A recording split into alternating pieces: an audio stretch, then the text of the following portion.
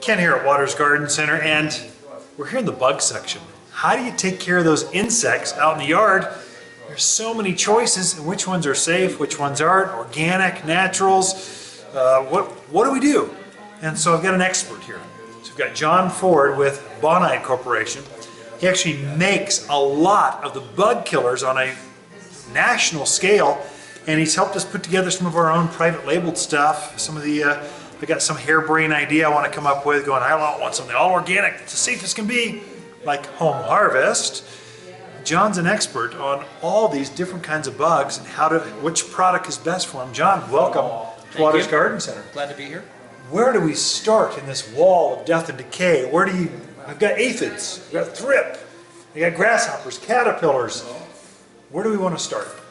Let's start with the Home Harvest. Okay. Home Harvest, the active ingredient is actually hydrophobic neem oil or clarified neem oil. It's an extract of a neem seed.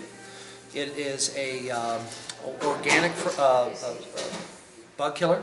Okay. And the way that it works is that the bad bugs have to eat it. So if I'm an aphid and I pierce through a layer of it that's been sprayed on the plant, or if I'm a thrip where I'm rasping the plant, or if I'm a caterpillar that is actually chewing on the plant, once I consume a little bit of that neem, I can't get older. It's kind of like the Peter Pan pesticide. And if they can't get older, they can't reproduce, they can't lay eggs, and then the population diminishes over a period of time. The best thing about neem oil, because it has to be consumed, is that it doesn't harm the beneficial insects. So bees and lacewings and all of the guys that we need aren't eating your plants, so there's no effect on them. Only the bad bugs are affected because they have to eat this pesticide.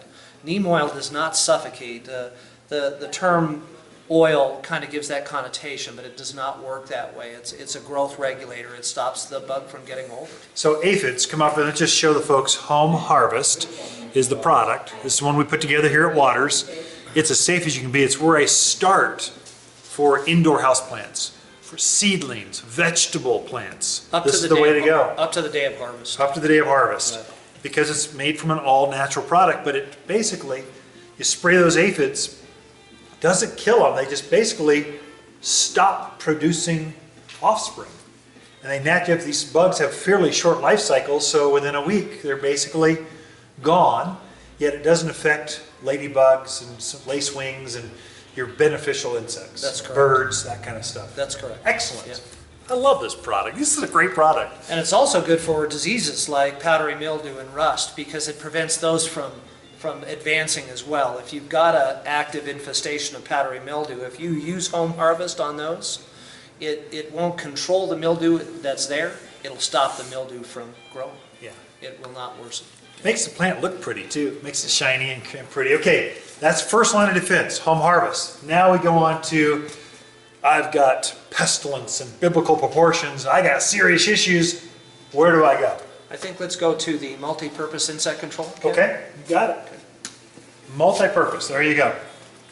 The active ingredient in this one is permethrin.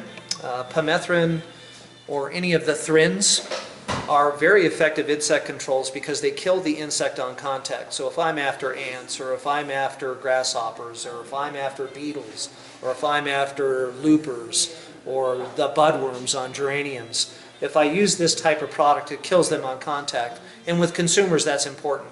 Some consumers don't understand the life cycle type products with the Home Harvest, and they want dead bugs. Now, this is the type of product, the multi-purpose insect control, that works. The upside of a product like this is that it does biodegrade in the environment in about 30 days, Ken. It doesn't last forever. Can be used in some cases up to the day of harvest, but it tells the bad bugs not to reinfest the plant. So if I'm a whitefly and I spray my lantanas for whitefly control, I'm going to kill all the whiteflies immediately on contact. But if I'm another whitefly that wants to land on that plant, it works as a repellent. It keeps the bad bugs away. It tells the bugs not to come back. So now this product, multi-purpose insect spray, so just so you can take a look at it. So this is another product we put together here at Waters.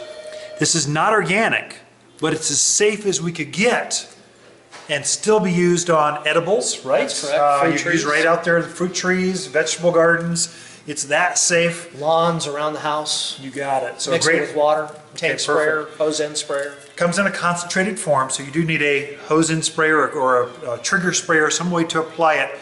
A bottle covers 16 gallons, I think. It makes a lot of product, so it goes a long ways. Highlight country, a lot. You should start your garden, stock the garden shed up with multi-purpose insect spray, because you're going to have some of these bugs. This is our, if we don't know what it is and we want it dead now, multi-purpose insect spray. Hundreds of bugs on the label, hundreds Yeah. of plants on the label. Excellent. Right. Okay, where do we go from there? Let's go into the systemic, the plant protector. Okay. Something that you would put onto the plant. Plant protector contains an insecticide that works through the root system of the plant and generally makes the sap of the plant poisonous to the bad bugs. So it's a slow-moving insecticide because it moves through the vascular system of the trees. So if I have a 30-foot tree, a crepe myrtle, and it has aphids, I would treat this, and I knew it was going to get aphids, I would treat it prior to, or if it had aphids, then I would spray to kill the aphids first and then treat, because it's going to take about a foot a day for this pesticide to travel up into the plant to protect the plant.